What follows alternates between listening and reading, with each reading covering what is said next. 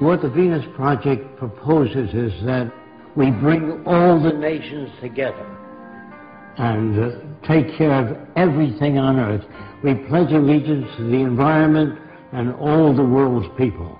The end of separate nations, the end of the artificial boundaries that separate people, and the sharing of all the world's resources by all the world's people.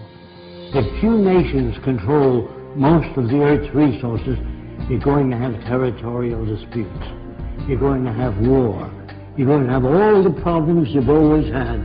That's why most people think it's human nature. They think man is basically greedy, and that this is why you have problems. That is not true. A banker, a serial killer, and a gangster, and a priest are made by environment. It's not human behavior, it's the environment we come from which generates behavior. We are victims of culture, all of us. That's why we have a distorted view. We believe that some people are good, some are bad, some are creative, some are less creative. All that's bunk. Everyone can be creative. Now, they tell you in your schools that plants grow. That's a lie. They need water, sunshine, soil, moisture, gravity, all those things. Without them, the plant doesn't move. There is nothing in the earth today that is not acted upon by resident forces. And your language was designed hundreds of years ago. That's why we can't talk to each other. We talk at one another, not to one another.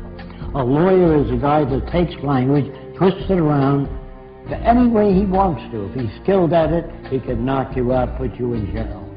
A lawyer would be considered a criminal in the future. So would all bankers, and all businessmen, and all politicians. Don't forget, you're brought up to believe that King Solomon was a great guy. He had 1,000 wives. He'd be arrested today as a bigamist. So all the things that you're taught, they teach you to fit in with this culture. There's no such thing as thinking things over. You think within the context of the way you were brought up. So it's very hard for so-called normal people to step outside of the environment. Now, in the early days in the Roman Empire, I am told that they used to feed Christians lions. Now, the family would come Saturday and Sunday to see Christians being fed the lions. And the kids would say, Daddy, can we come next week to see Christians being fed the lions? Daddy would say, if you behave yourself. Are these kids sick? No. They're normal to that culture. There are no good or bad people. There are no corrupt people or dishonest people, creative people, lazy people. All that's bunk. If you're raised in a society that understands human behavior, you don't have those variations. You can block them through education. You must design for human comfort, and you must design cities with art centers, music centers, cultural centers. I can only talk a little bit about America because that's where I'm from. I don't like our country. It's completely corrupt. And that's for most civilizations today. They're all corrupt. I'm sorry to say that. I don't like what I'm saying.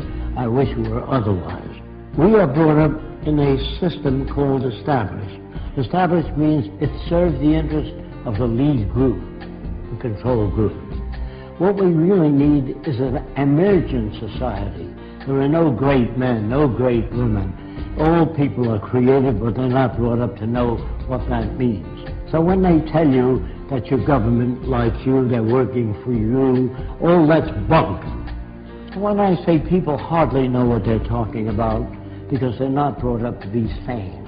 They're brought up to fit in with the establishment. National loyalty is really a form of stupidity. All people need clean air, clean water, arable land, and a relevant education. That means no businessmen, no advertising, no investment bankers. I used to work for Ernst Udet, and I said, how did you shoot down 70 airplanes?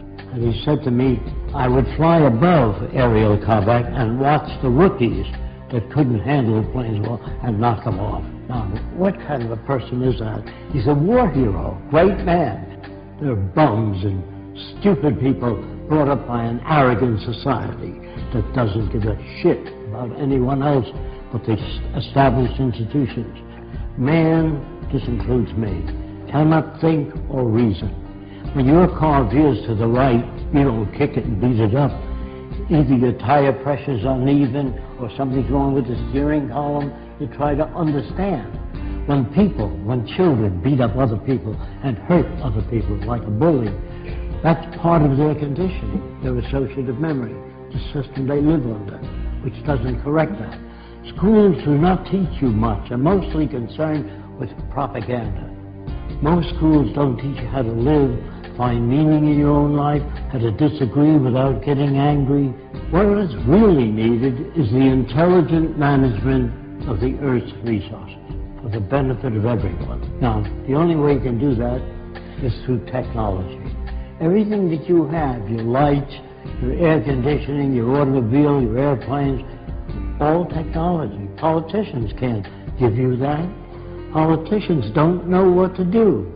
They make laws. Say no to drugs.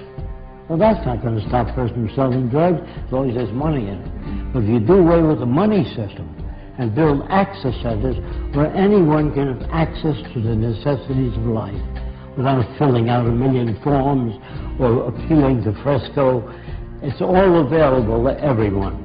Go to your big department stores or your food stores, you'll see lots of stuff. We are now capable of producing an abundance. People say to me, I know two people from the same environment. One turned out to be a priest, the other a gangster. If environment is everything, how do you get those differences? You get those differences by playing with the youngest child, 4 years old, while the 7-year-old says, that's where jealousy comes from. It comes from poor manipulation of the variables. If you grade children in school, you hurt the other kids. I got an A, what did you get? F, failure. You know, all of us, by the way, are prostitutes in this system. If you sing and you sell toothpaste, you're a prostitute. If you get up and you say, I got just the house you're looking for, you're a prostitute for the establishment. So there's no good or bad people now. We're perfect reflections of the culture we live in. Again, I'm sorry about that. How can you pray to a God? How can you talk to God? They think, due to ego problems, that they're specially selected. The Jews are God's chosen people. The Germans are the master race. You know, all of these little egocentric people think that they're put here to lead the world into a better direction. Galileo found seashells on the mountaintop. He took it to the Catholic Church, and he said, maybe the mountain was once under the water and was pushed up. And the church said, no, the devil put that stuff there to confuse you. So the world you live in is as full of shit as a Christmas turkey. And you're not about to talk to people and turn them around. You have to demonstrate it. So I don't say science is perfect, but it's closer to our problems than any other system. People really don't know what to do, so they put up a sign, thou shalt not steal, don't be dishonest. That doesn't change people. All money systems, as they begin to collapse and change, they move toward fascism. It's part of the history of civilization to move in that direction. The wealthy people try to protect what they have. I went to the South Seas when I was 21. Everybody on the island was nude, except when men climbed trees. They wore kind of a jockstrap to prevent their balls from being caught in the branches. So everybody walked around nude. And the interesting thing about it is I never saw a native stare at a girl's body, only her eyes. When you talk to a woman, you never say, get a load of that shit. That's what you get in civilization. You cover the girl. If people swam nude when they were this high, you couldn't sell pictures of a nude girl. Do you understand that? I get to know the natives so well, I watch them make love. And they stroke the whole female, the top of her head all the way down. They had no fetishes. There were no tit men, leg men, ass men. All that's made by culture. And if you don't use that kind of language around women, you can't become equal to one another. So you have to tell them how men think. That isn't how they think. That's how they're brought up. When guys poke each other, hey, get a load of that chick, you know. That is learned in the culture. In the islands, they never did that. It's like you stroking a dog. You stroke the whole dog. You don't stop at the balls. You stroke the whole dog. Understand? I'm not your enemy. I'm not trying to hurt you. I'm trying to tell you that if we use science and technology, everyone will be given the best opportunity so that we can bring out the best in every human being.